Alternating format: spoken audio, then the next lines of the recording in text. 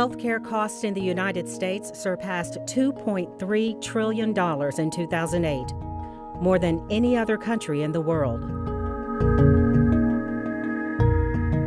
U.S. standing in international health rankings continues to decline. Within the United States, Tennessee ranks 46th in life expectancy, 44th in infant mortality, 48th in obesity, and 45th in preventable hospitalizations.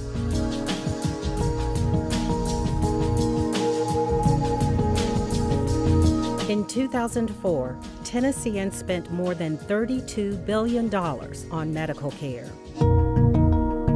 Why do we spend so much and get so little?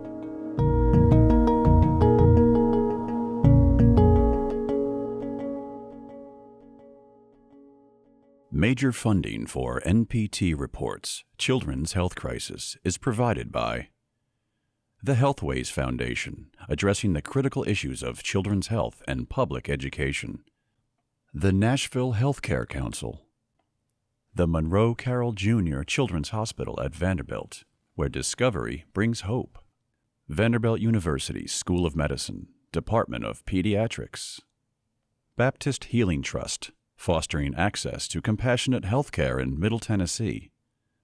Additional support provided by the Orrin H. Ingram Fund and by members of NPT. Thank you. Hi, I'm Kimberly Williams Paisley. If what we're doing now isn't improving our children's health, then what can we do as parents, as healthcare providers, and as a community to ensure our children will have their best shot at a long and healthy life? Join me for this edition of NPT Reports Children's Health Crisis as we explore a broader picture of health that goes beyond healthcare. Stay tuned.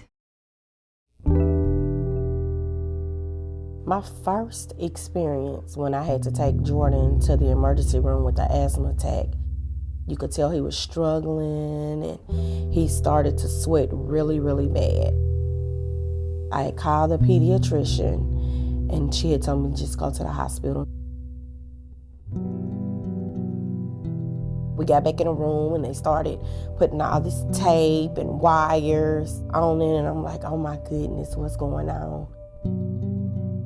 Looking at a child that young, they can't talk, they can't tell you what's going on, what hurts.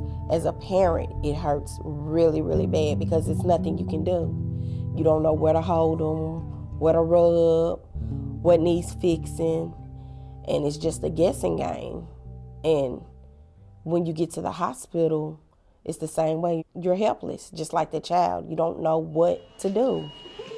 Yeah, she's pretty tight, Mom. In the last 25 years, childhood asthma, like obesity and diabetes, is on the rise in the United States. And right here, that means that their lungs are pretty clamped down and tight. Today, asthma is the most common chronic disease in children, a leading reason children are absent from school, and the most common cause for hospitalization in children. Now listen right here. Good job.